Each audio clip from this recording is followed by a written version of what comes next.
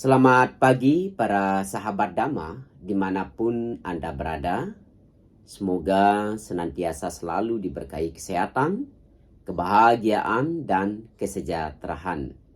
Selamat datang di Wudiko Channel, Namo Buddhaya. Kembali lagi pada pagi yang bahagia ini bersama saya Biku Diko akan menyampaikan kisah-kisah atau cerita-cerita Dhamma inspiratif yang dikutip dari cerita Dhammapada Atthakatha.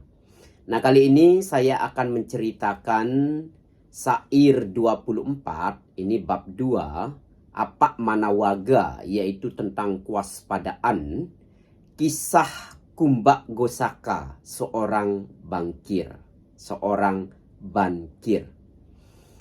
Para sahabat Dhamma dimanapun Anda berada, jadi untuk lebih jelasnya dan untuk lebih detailnya, maka ikuti dan tonton terus video ini sampai selesai, sehingga nanti para sahabat akan menemukan poin penting apa yang bisa dipraktekkan di dalam kehidupan sehari-hari, yang bisa diambil makna cerita penting apa di dalam kisah yang saya sampaikan.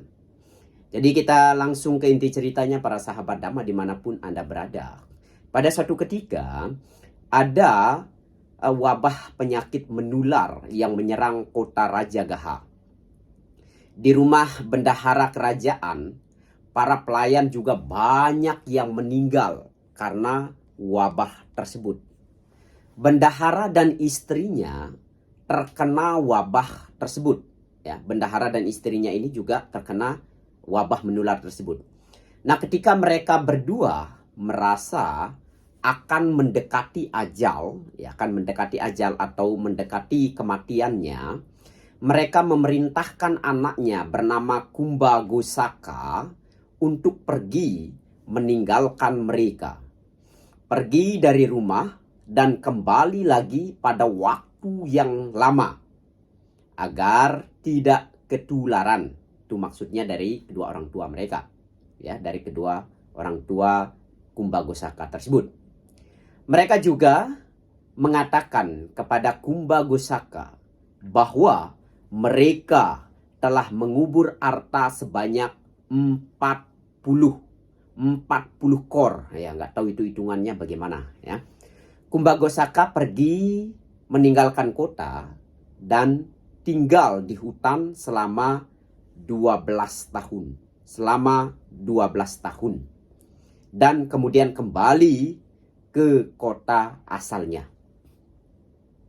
Nah, seiring dengan waktu, Kumba Gosaka ini tumbuh menjadi seorang pemuda dan tidak seorang pun di kota tersebut yang mengenalnya. Dia pergi ke tempat di mana harta karun tersebut disembunyikan dan menemukannya masih dalam keadaan utuh. Tetapi dia menyadari bahwa tidak ada seorang pun yang dapat mengenalinya lagi. Jika dia menggali harta tersebut dan menggunakannya, masyarakat mungkin berpikir seseorang lelaki miskin secara tidak sengaja telah menemukan harta karun, dan mereka mungkin akan melaporkannya kepada raja. Maka dia memutuskan untuk sementara waktu tidak mengambil harta tersebut, dan untuk sementara dia harus mencari pekerjaan untuk membiayai penghidupannya. Dengan mengenakan pakaian tua, Kumba Gosaka mencari pekerjaan. Dia mendapatkan pekerjaan untuk membangunkan orang. Bangun awal di pagi hari dan berkeliling memberitahukan bahwa saat itu adalah saat untuk menyediakan makanan, untuk menyiapkan kereta, ataupun saat untuk menyiapkan kerbau dan lain-lain. Suatu pagi, ya, Raja Bimbisara mendengar suara orang membangunkannya. Raja berkomentar, ini adalah suara dari seorang laki-laki sehat, pikir Raja Bimbisara. Seorang pelayan mendengar komentar raja tersebut. Ia mengirimkan seorang penyelidik untuk menyelidikinya. Dia melaporkan bahwa pemuda itu hanyalah orang sewaan.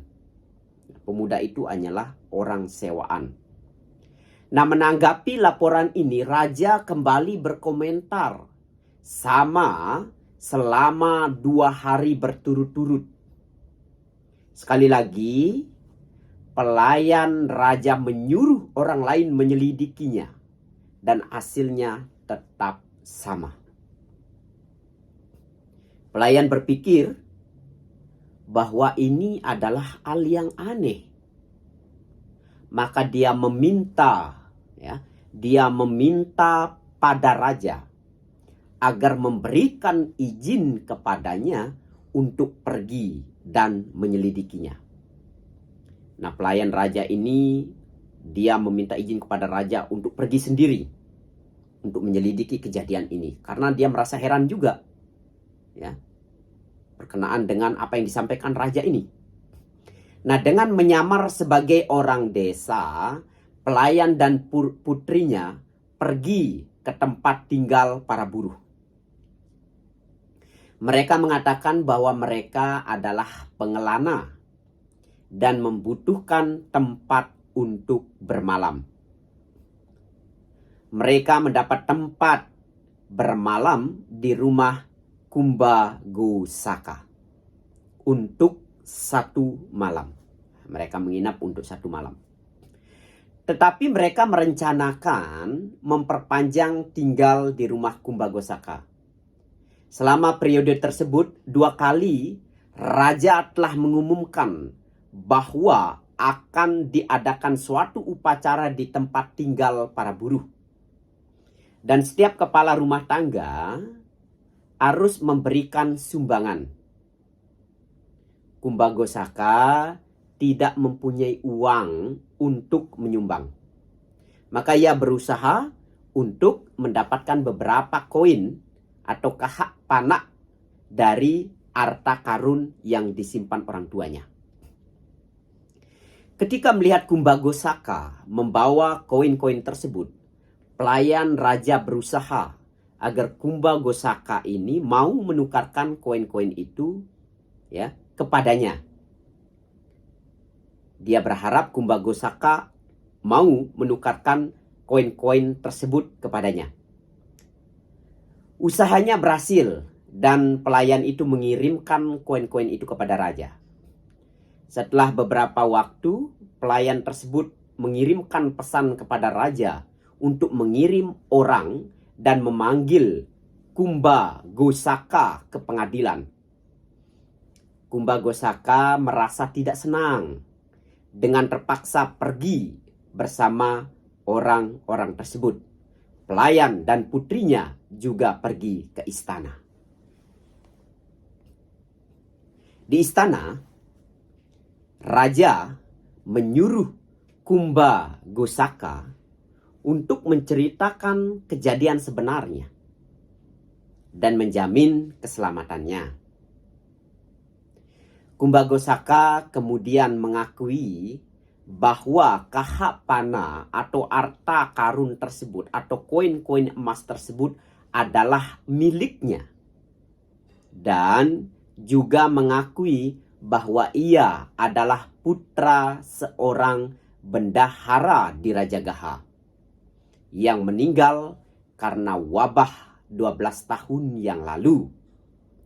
Dia kemudian juga menceritakan tentang tempat tersebut, ya, maksudnya tempat harta karun di mana dia menyembunyikannya. Akhirnya semua harta karun tersebut dibawa ke istana.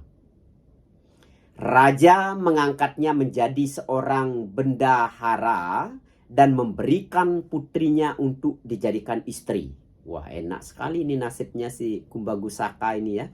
sudah dipanggil raja, dijadikan bendahara, dikasih juga putrinya raja untuk dijadikan istri. Ini yang namanya karma baik yang tidak bisa lari, ya. Karma baik yang berbuah dengan buah yang sangat manis sekali. Ya, ini yang mungkin yang dinamakan karma baik, di mana buahnya dengan buah yang sangat manis sekali.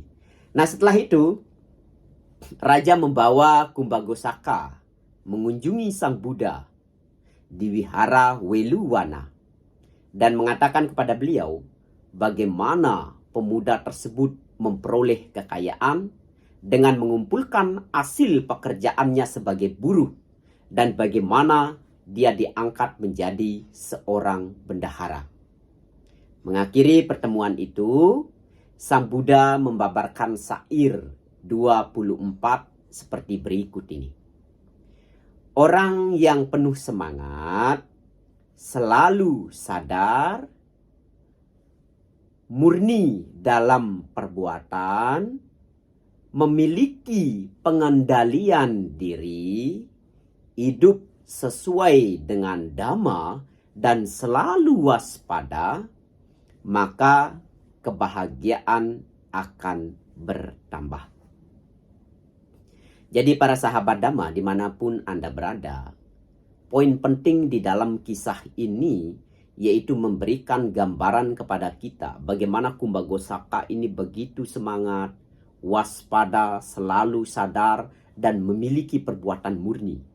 Karena perbuatan murninya ini, karena kejujurannya ini, karena semangatnya yang tekun inilah, dia hidup sesuai dhamma inilah yang membuat dia menjadi seorang yang memiliki kedudukan di kerajaan Raja Bimbisara. Di kerajaan Raja Bimbisara. Dan dia pun diangkat menjadi seorang bendahara. Bahkan raja memberikan putrinya sebagai istrinya. Maka untuk itulah para sahabat Dhamma, mari di dalam kehidupan ini kita senantiasa harus mampu untuk jujur, tekun, kemudian melakukan setiap kegiatan ataupun tindakan harus sesuai dengan dharma atau murni di dalam perbuatan dan mampu untuk mengendalikan diri, maka kebahagiaan kita di dalam kehidupan ini akan senantiasa selalu bertambah. Bahagia kita akan selalu bertambah. Demikian yang dapat kami ceritakan. Semoga kisah ini memberikan inspirasi atau inspiratif terhadap kehidupan kita dan semoga semua makhluk hidup berbahagia. Sabbe sata bawantu sukitata, namo buddhaya.